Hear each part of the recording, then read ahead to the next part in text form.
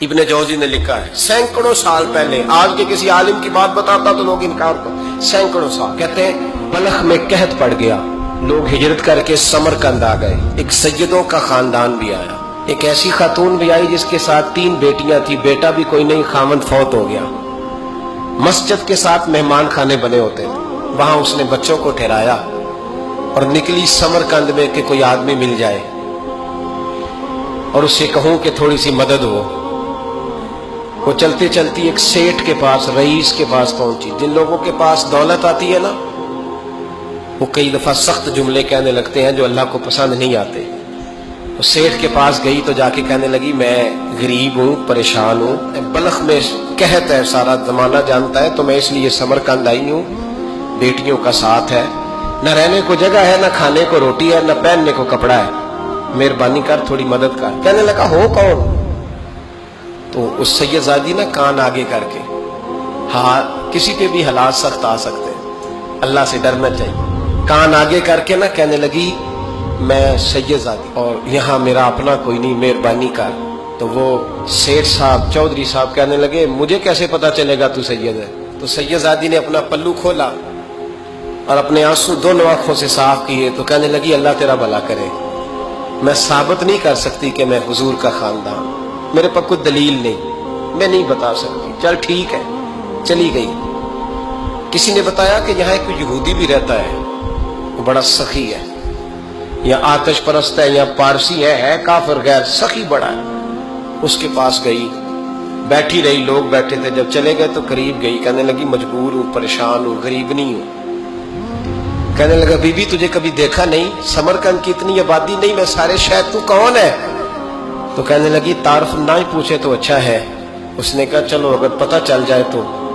کہنے لگی میں مسلمانوں کے نبی کی اولاد ہوں، مسلمانوں۔ اس نے کہا پیغمبر خدا کی اولاد؟ اٹھ کے کھڑا ہو گیا، بی بی کو ساتھ لیا، گھر گیا، کہنے لگا جو صاف ستھرا کمرہ ہے نا اسے پھر دھو ڈالو، ایک دفعہ پھر دھو ڈالو۔ کمرہ دھلایا، صاف کرایا، پھر کہنے لگا بی بی میرے برتن زیادہ صاف ستھرے نہیں، میں نئے نہ خرید کے لا دوں۔ پھر نئے برتن لایا، پھر اپنے بچوں سے کہنے لگا اونچا نہ بھولنا کہ سیدہ فاطمہ کی شہزادیاں آئی، یہاں کوئی شخص اونچی بات نہ کرے۔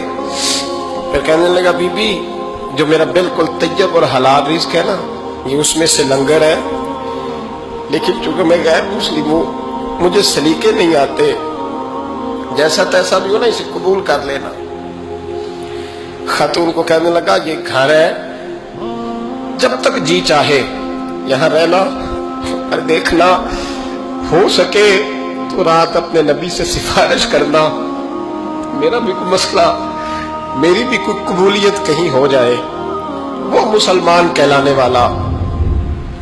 رات کو سویا، کہتے جنت سجی ہوئی ہے، لوگ جنت میں جا رہے ہیں، لائنیں لگی ہوئی ہیں، نبی پاک لوگوں کو جنت میں بھیج رہے ہیں، میں بھی دوڑ کے لائن میں لگ گیا، فرشتے نے میرا بازو پکڑا، کا پیچھے ہٹ، تو میں دوڑ کے حضور کی بارگاہ میں گیا، میں حضور سارے جنت میں جا رہے ہیں، یہ مجھے نہیں جانے دیتا۔ تو نبی پاک نے فرمایا تو کون ہے؟ کہ یا رسول اللہ میں مسلمان ہوں۔ کہتے حضور مجھ سے فرمانے لگے کوئی دلیل ہے تیرے پاس؟ دلیل ہے کوئی تیرے پاس؟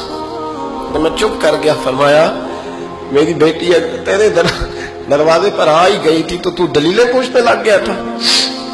ہم جا دوڑ جا، سویرے آنکھ کھلی تو گلیوں میں ڈھونڈتا پھرتا ہے، تلاش کرتا پھرتا ہے، کونے کونے میں جاتا ہے وہ سادات کا گھرانہ کہاں گیا، ڈھونڈتے ڈھونڈتے اس غیر مسلم کے دروازے پہ جا کے پہچان لیا تو کہنے لگا خدا کا واسطہ جو تو نے نوکری کی ہے نا ان کی مجھ سے 11 گنا لے لے، یہ سادات کا گھر مجھے دے دے۔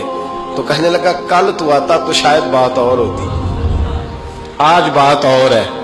اس نے کہا مہربانی کر، کہا نہیں کل تو آتا تو معاملہ اور تھا، آج معاملہ آج اور ہے، رنگ بدل گیا ہے، حالات تبدیل ہو گئے ہیں، اب تو دیکھ داکھ کے آیا، جا دوڑ جا۔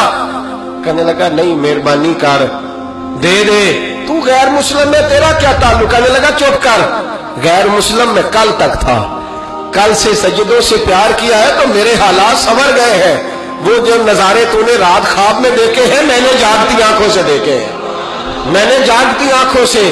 اور تو نے کسی مفتی پیر عالم کے ہاتھ پہ کلمہ پڑھا ہے، میں نے رات محمد عربی کے ہاتھ پہ کلمہ پڑھا، رسول اللہ کے ہاتھ پہ کلمہ پڑھا.